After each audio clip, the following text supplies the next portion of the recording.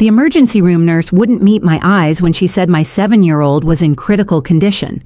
She kept staring at her clipboard, fingers white against the edges, and I knew that look.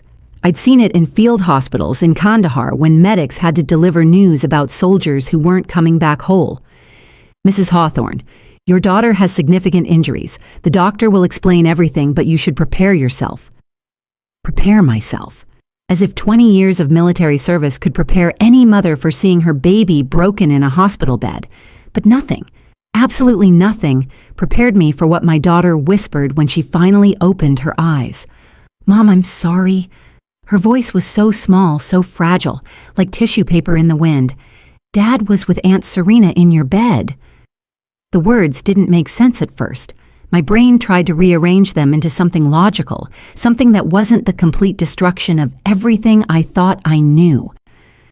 When they saw me, he threw me down the stairs. The beeping of the machines faded. The bustling sounds of the hospital disappeared. All I could hear was my daughter's labored breathing and those impossible words echoing in my skull. "They're still there, drinking whiskey in the kitchen," Daddy said to tell everyone I fell playing dress-up. 20 years of military training hadn't prepared me for this moment, but it sure as hell prepared me for what came next. My name is Captain Victoria Hawthorne, though I left that title behind 2 years ago when I traded my combat boots for a stethoscope at a veterinary clinic. People in our small Nebraska town know me as Doc Tori, the woman who saves their pets and never talks about her 3 tours in Afghanistan. They don't know about the bronze star hidden in my closet or the nightmares that still wake me at 3 a.m. My daughter Meadow is 7 years old with my stubborn chin and her father's green eyes. She loves dinosaurs, hates broccoli, and insists on wearing her purple rain boots even when the sun is shining. She's the reason I came home from the war, the reason I fight through the PTSD, the reason I get up every morning even when the darkness tries to pull me under. Dennis Hawthorne, my husband of 9 years, is what everyone calls a good man. He manages the local bank, coaches Little League on weekends, and brings me coffee in bed every Sunday morning. At least he used to. For the past few months, he'd been working late, missing dinners, growing distant in that way that made me blame myself. Maybe I'd brought too much of the war home with me. Maybe I wasn't the wife he'd married anymore. And then there's Serena, my younger sister by 3 years, where I'm all sharp edges and military precision. Serena flows like water. She sells houses with a smile that could charm paint off a wall, shows up with wine when I'm having bad days, and has been Meadow's favorite aunt since the day she was born. Aunt Serena taught her to braid hair, paint her nails, and whistle loud enough to call dogs from 3 blocks away. The 4 of us were supposed to be a family. Sunday barbecues in the backyard, holiday traditions that would last generations. Serena helping with Meadow when my veteran support group meetings ran late. Dennis being patient with my struggles, the way he'd promised in our vows. But right now, standing in this sterile hospital room, watching my daughter's chest rise and fall beneath white sheets that made her look even smaller, I understood that everything had been a lie. The rage that filled me wasn't hot. It was ice cold. The kind of clarity that used to come over me right before a mission. My hands weren't shaking. My voice wouldn't crack. Every piece of military training, every combat instinct, every survival skill I'd earned with blood and sacrifice crystallized into a single, undeniable truth. Nobody hurts my baby and lives to tell about it. Not my husband, not my sister, not anyone. The nurse returned, still avoiding my gaze. "Mrs. Hawthorne, the police are here. They need to speak with you about the incident." Incident. Such a clean word for such a dirty betrayal. "Tell them I'll be right there," I said, my voice steady as a sniper's aim. "But first, I need a moment alone with my daughter." As the nurse left, I leaned down and kissed Meadow's forehead, careful not to disturb the bandages. "Mommy's gonna fix this, baby." I promise. And I meant it. God help me. I meant every word. The morning started like any other Thursday in our quiet Nebraska town. I was at my veterinary clinic by 6:30, preparing for surgery on Mrs. Henderson's ancient tabby cat who'd swallowed yet another hair tie. The October air was crisp, leaves crunching under my boots as I'd walked from my truck to the clinic door, coffee steaming in my travel mug. Dennis had kissed me goodbye at 5:45. Same as always, a quick peck on the forehead while I was still half asleep, his cologne already perfect, tie already knotted. "Big meeting today with Regional," he'd said. "I'll watch Meadow after school since you're covering Coleman's emergency shift." Dr. Coleman had broken his wrist playing pickleball, of all things, and I'd agreed to handle his afternoon appointments along with my morning surgeries. It meant a 12-hour day, but the extra money would help with Meadow's dance classes. Dennis had been complaining about finances lately, even though bank managers made good money. Another thing I'd been meaning to talk to him about but kept putting off. "Tell Meadow I'll call her after lunch," I'd mumbled into my pillow. "She's got that field trip today, remember?" To the pumpkin patch. Right. The pumpkin patch. I'd signed the permission slip last week, packed her lunch with extra cookies to share with her best friend, Gracie. Normal mom things. The kind of things I'd dreamed about doing when I was sitting in a forward operating base, wondering if I'd ever make it. Home to have a family. My sister Serena had texted me around 7 that morning.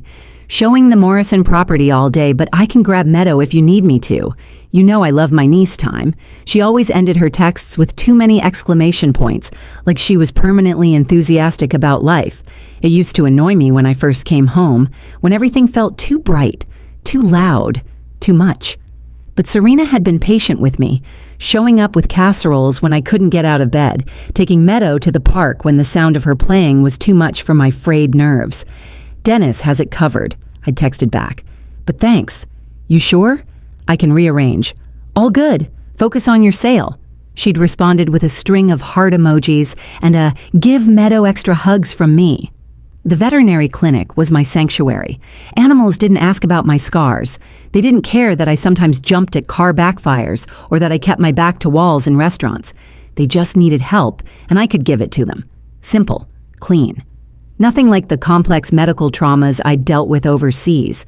By noon, I'd successfully completed 3 surgeries, vaccinated 8 dogs, and talked Mr. Buchanan through his grief over his 15-year-old retriever's cancer diagnosis. I was good at this life. I was healing, my therapist said, making progress. The nightmares only came twice a week now instead of every night. I was washing my hands, thinking about calling home to check on Meadow when my phone rang.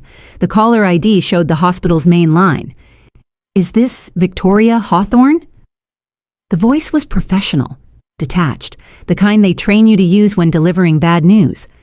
"Yes." "This is St. Mary's Hospital. Your daughter has been admitted to emergency." The soap dispenser clattered into the sink. "What happened?" "How bad?" "Ma'am, you should come immediately. She's stable, but there are significant injuries. Stable, but significant. Medical code for alive but damaged. The drive should have taken 20 minutes. I made it in 8, running every red light, my hands steady on the wheel despite the tornado in my chest. Muscle memory from convoy runs in Afghanistan kicked in. That ability to function while your world explodes around you. My mind kept replaying the morning, searching for signs I'd missed. Meadow had been quiet at breakfast, pushing her cereal around instead of eating. When I'd asked if everything was okay, she'd nodded but didn't meet my eyes. "Daddy was up late again," she'd said. "I heard him on the phone in his office." "Work's been busy for him, sweetheart, I guess." Now, racing toward the hospital, those words felt different. The late nights, the distracted dinners, the way Dennis had started doing his own laundry, the way Serena always seemed to know things about our house that I hadn't told her, like when we'd fixed the garage door or that Dennis had started using a new cologne. My marriage hadn't been perfect. Lately we'd been distant, sure, but I'd blamed myself. The war had changed me. I wasn't the sunny, optimistic woman Dennis had married. I was harder now, vigilant, always waiting for the next threat. Maybe he'd gotten tired of waiting for his wife to come all the way home. But whatever problems we had, Dennis was a good father. He read bedtime stories with different voices for each character. He taught Meadow to ride her bike, running beside her for hours until she got it right. He would never hurt her. Would he? The pediatric ICU smelled like fear and antiseptic, a combination that transported me straight back to field hospitals in Afghanistan. But this was worse. This was my daughter. Dr. Reeves stood by the nurse's station, studying a tablet. I'd known Carl Reeves since high school, when he was just a skinny kid who wanted to be a doctor, and I was the girl who did pull-ups at lunch to prep for basic training. His face told me everything before he said a word. "Tori, sit down," Just tell me." "She has a severe concussion, 3 broken ribs and a fractured wrist. Her left shoulder was dislocated, but we've reset it.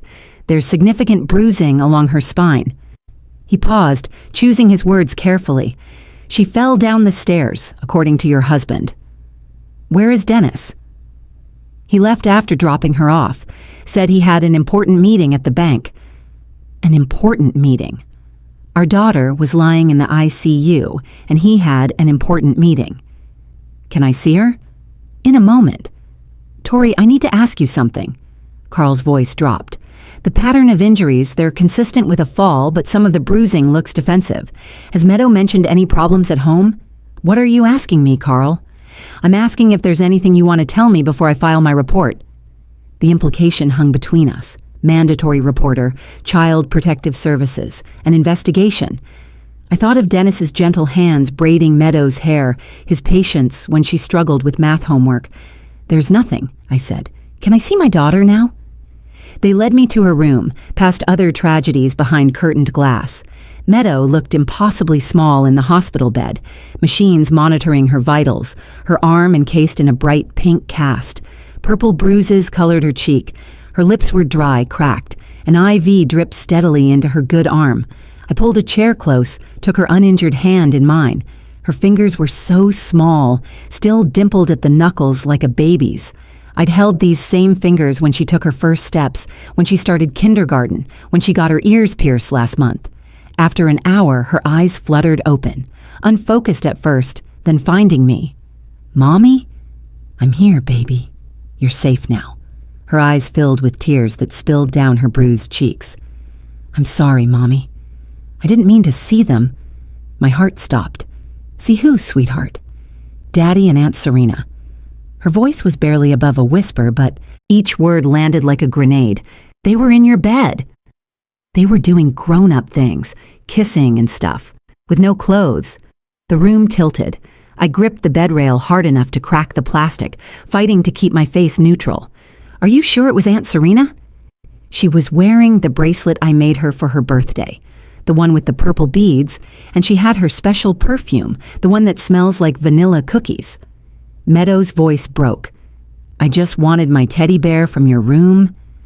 Mr. Buttons was lonely in my room, and I thought if I got him really quiet, nobody would know. "What happened then, baby?"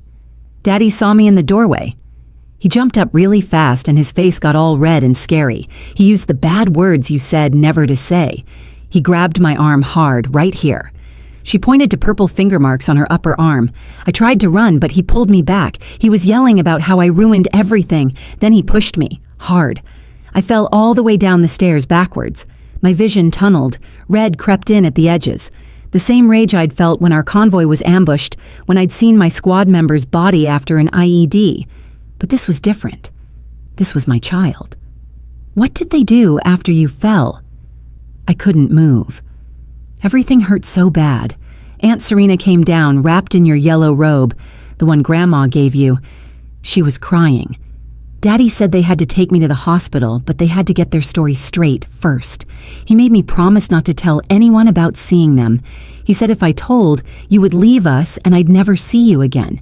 He said it would be all my fault for sneaking around. Oh, sweetheart.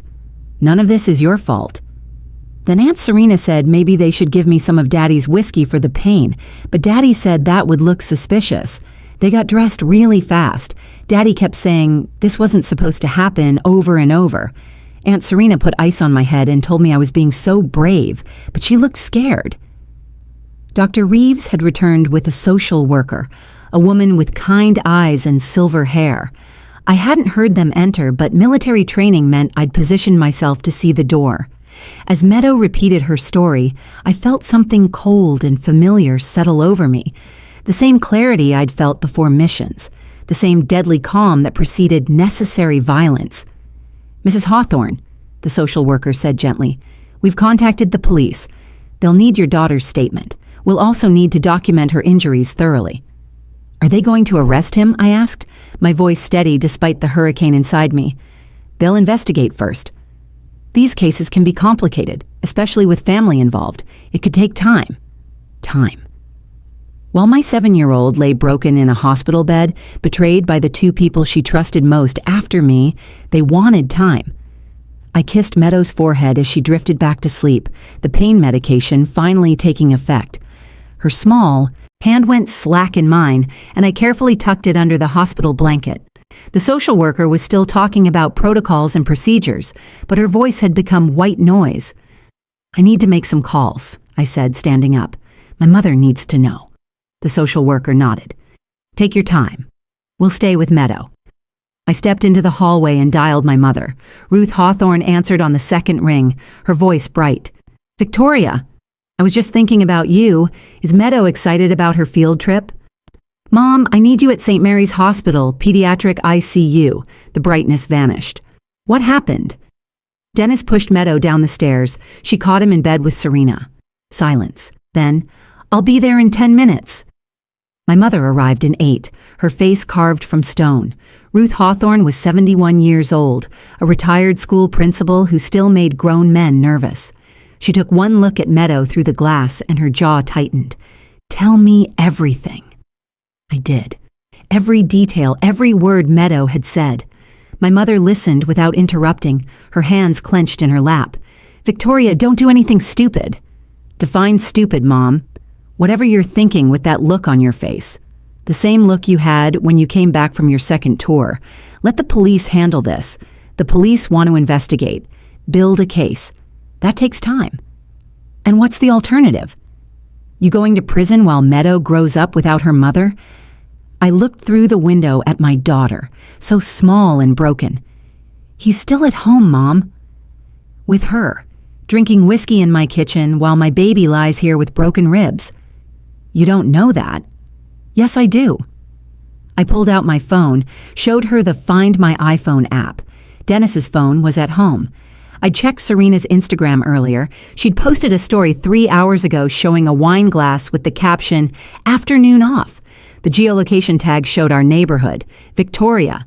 Stay with Meadow. If she wakes up, tell her Mommy had to run an errand. I'll be back soon. Victoria, please." But I was already walking toward the elevator. The cold clarity had fully settled now, that mission mindset that had kept me alive through 3 tours. Assess plan, execute. I drove home carefully, legally, observing every traffic law. I parked 2 blocks away at the small park where Meadow liked to feed ducks. The walk gave me time to control my breathing, to push down the rage until it became something useful. Rage made you sloppy. Cold precision kept you alive. Our house looked normal from the outside. Dennis's BMW in the driveway, freshly washed like always. Serena's white Lexus parked behind it, blocking him in. Interesting. The living room curtains were drawn even though it was only 3 in the afternoon. I had a key, but I knocked instead. Loud. Authoritative. The kind of knock that demanded an answer. Movement inside. Whispered voices. Then Dennis opened the door, his face going from annoyed to terrified in 1 second flat.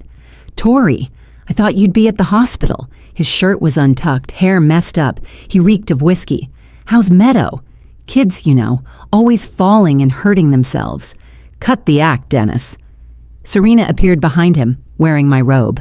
My grandmother's silk robe that she'd brought back from Japan, that I only wore on special occasions. The audacity of it made my vision narrow to a pinpoint. "Tori, this isn't what it looks like," Serena said, trying to smooth down her tangled hair. "Really? Because it looks like you two nearly killed my daughter to keep your affair secret." "She fell," Dennis protested, but his hand was shaking as he gripped the doorframe. I noticed the scratches on his neck, 3 parallel lines where small fingers had fought back.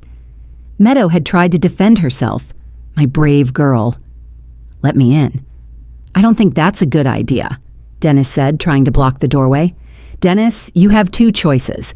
You can let me in and we handle this like adults, or I can call the police right now and tell them you're interfering with a mother trying to collect belongings for her hospitalized child.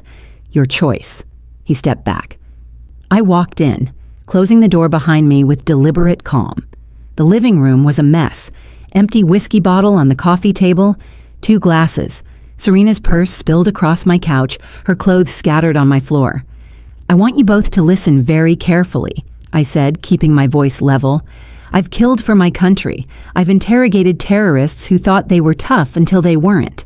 I've survived things that would break both of you in seconds, and right now I'm deciding whether you both leave this house breathing." Dennis stumbled backward. "You're threatening us? I'll call the police, please do.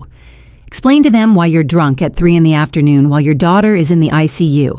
Explain why you have defensive wounds on your neck. Explain why Serena is wearing my robe." The weight of their situation was starting to sink in. I could see it in their eyes, that animal recognition of a predator. Good. They should be afraid. "Sit down," I commanded. "Both of you. We're going to have a conversation about what happens next, and you're going to listen very carefully if you want to walk away from this intact." They sat on my couch like scolded children, Dennis gripping his whiskey glass with white knuckles, Serena pulling my grandmother's robe tighter around herself. I remained standing, positioning myself between them and the door. Basic tactical advantage. "You're threatening us." Dennis tried to sound confident, but his voice cracked. "That's assault. I'll have you arrested." "No, Dennis. I'm giving you one chance. The truth. All of it. Now." I pulled out my phone, opened the recording app, and set it on the coffee table between us. The red recording light blinked steadily. "Start talking." "You can't record us without our consent," Serena said, her real estate agent knowledge kicking in. "It's illegal." "Nebraska is a one-party consent state, sister. I can record any conversation I'm part of. You should know that, selling all those houses to cheating husbands, hiding assets from their wives." That hit home. Serena's face went pale. "How long?" I asked. They looked at each other, some silent communication passing between them, the kind of wordless conversation that comes from intimacy. My stomach turned. 8 months, Serena whispered. "It started 8 months ago." 8 months. I did the math quickly. That was right after my bad period, when the PTSD had gotten so severe I'd spent 2 weeks barely able to leave the bedroom, when Serena had moved in temporarily to help with Meadow, when Dennis had been so understanding, so patient. "Tell me how it started." "Does it matter?" Dennis snapped. "Everything matters. Talk." Serena broke first. She always was the weaker one. "You were having those nightmares, the ones where you'd scream and thrash around. Dennis started sleeping in the guest room. I was here helping with Meadow, making dinner, doing bedtime routines. One night after you'd taken your sleeping pills, Dennis and I were cleaning up the kitchen. He was crying, Tori. He said he felt like he'd lost his wife, that you were gone even when you were here." "So you comforted him," I said flatly. "It wasn't supposed to happen." "We were just talking, and then we were kissing, and then we couldn't stop. We tried, Tori. We really tried to stop." 8 months of trying. How noble. Dennis found his courage in the whiskey. "You want to know the truth? Fine. You came back broken. You're not the woman I married. You're paranoid, you're cold, you jump at shadows. I spent 2 years walking on eggshells, never knowing if I'd trigger some episode. Serena actually smiled at me.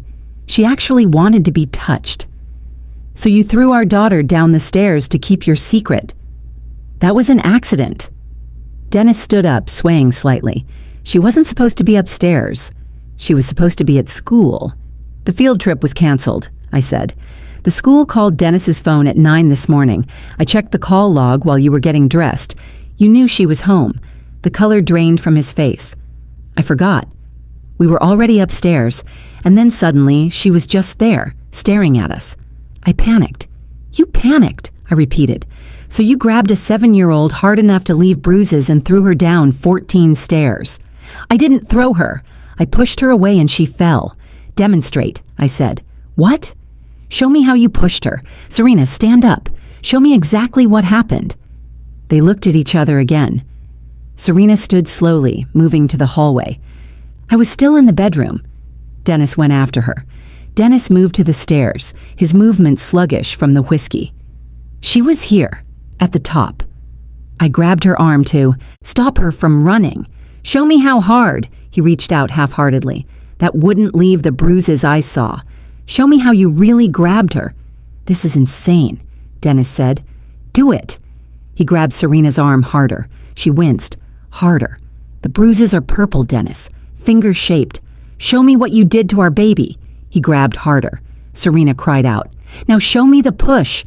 "Tori, please." Serena begged. "Show me." Dennis shoved Serena. Not hard enough to make her fall, but enough to make her stumble backward. Like that. But she was smaller and she lost her balance. "You pushed a 40-pound child with adult force." "I didn't mean for her to fall." "No, you just meant to silence her, to scare her into keeping your secret." I picked up my phone, stopped the recording. "Congratulations, you just confessed to assault, child endangerment, and conspiracy to file a false report." Their faces went white, the reality crashing down on them. "Here's what's going to happen," I said, my voice calm and steady. "Dennis, you're signing divorce papers, uncontested, full custody to me. You'll pay child support, medical bills, and college tuition. You'll move out of state within 30 days. Serena, you're dead to this family. If either of you come near Meadow again, if you even think about fighting this, I release this recording to the police, your employer, and every social media platform that exists." "You're blackmailing us," Dennis said. "I'm showing mercy." Prison would be worse.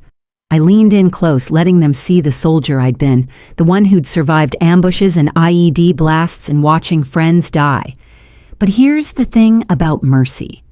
It's conditional. This recording keeps you safe, only as long as you comply. Test me, and you'll learn what I learned in Afghanistan about problems that need permanent solutions. I still have contacts. People who specialize in making problems disappear. Dennis wet himself. The dark stain spread across his khakis while Serena hyperventilated into her hands. "Get out.